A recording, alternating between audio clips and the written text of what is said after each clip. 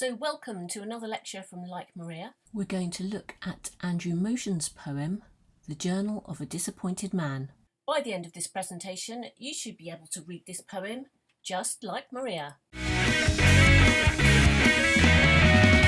So first of all, we ought to note that this poem is written by someone observing men at work, and he is a writer writing a poem which comes across, I think, very well here, about people working. So he is very different in the first person, the writer, from the working men.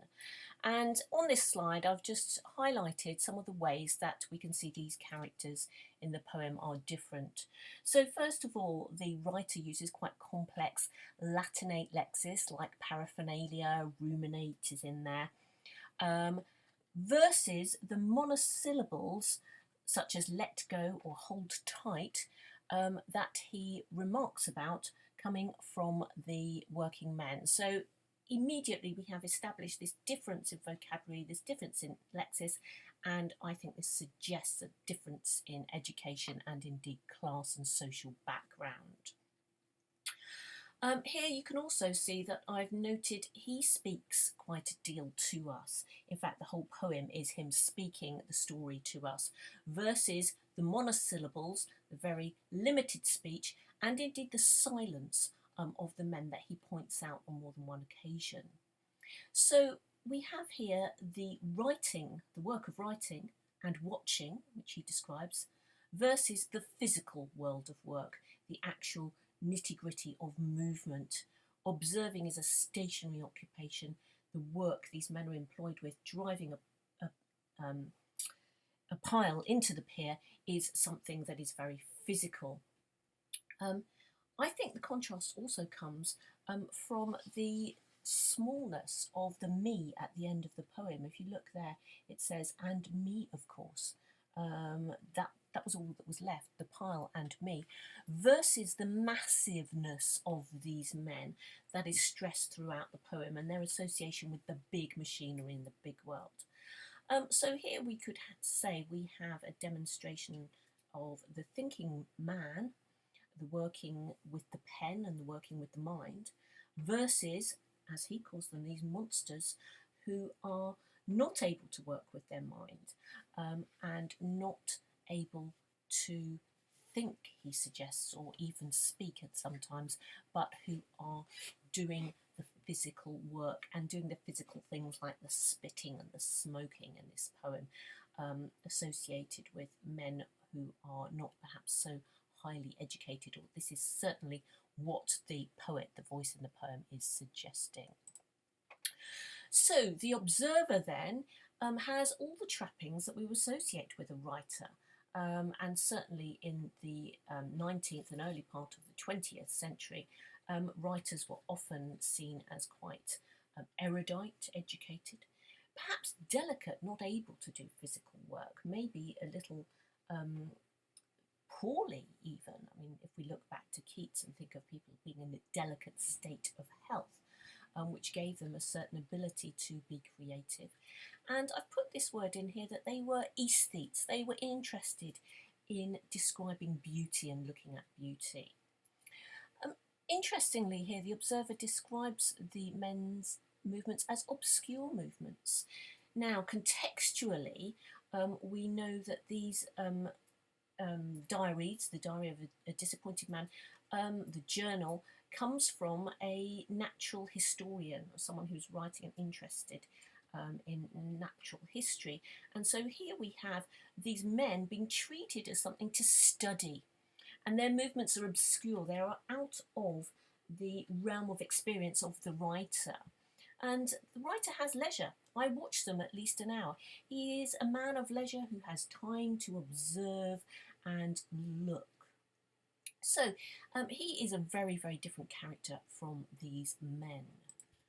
The men are ruminative and silent. Ruminative, of course, can refer to thinking metaphorically, but I think perhaps more literally here, like animals that ruminate, cows, for example.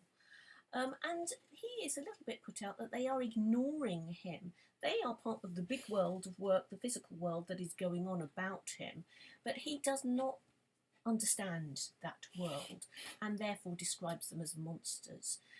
He looks at them being very slow and ponderous, even when they are chewing the tobacco, or this particular one is chewing tobacco, he follows the brown bolus down and they are gazing like mystics into the water. But actually, perhaps these are not so far away from what the writer himself is doing. He is gazing at these men. And here, the men are very ineffective. They don't manage to drive the pile. The pile is left still in mid-air. And I would suggest perhaps that the writer is left a little still in mid-air. He talks about, I cannot say what. What really has he described? Perhaps he's experiencing this kind of writer's block. He has got a very difficult task, but he cannot articulate it. So whether or not we see this as an effective poem is an interesting point. There is also a reading of this that obviously a pile is quite a phallic object, and the associations of things that are powerful and massive and great, and the kind of gritty reality of these working men. They are very masculine men by their size and their chewing of the tobacco. There is reference here to tension. There's reference to this episode as an incident. And again, the writer says, I cannot say what. Suggestion here, perhaps, that there is some kind of lack of ability amongst these men to complete a sexual encounter or to embrace a more sort of feminine, beautiful side of a sexual liaison here. They are tired, so tired of the whole business that it's a painful, slow, dull daily experience for them. So that is a reading that you can work up yourself and think of as a, I'm not saying it's the only reading here, but it is an interesting one, the masculinity present in trying to achieve this work. And then my last slide here for the moment about the form and structure. I think there's some very interesting things here. Stanzas are often very episodic. There is a complete thought or moment described in each one, in each sentence. We have quite a free, loose verse, but it is graphologically expressed in stanzas. And maybe this suggests that just as the men can't drive the pile in, the poet can't complete the stanzas in a traditional poetic way, that his observation is just rather like prose, but he's trying to organise it as a poem, and this is his great difficulty. This voice in the poem does try to connect with the reader. These little comment clauses, I should say, as I said, of course, make us aware that he's connecting with us.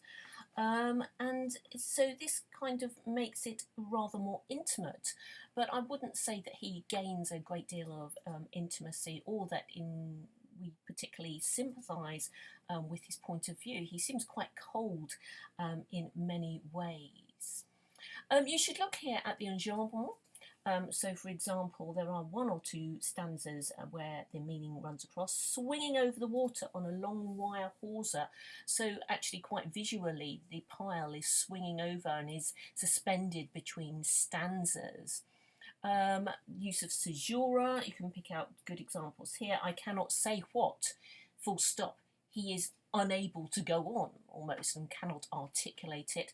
I think particularly nice feature of the style here is where speech is fronted.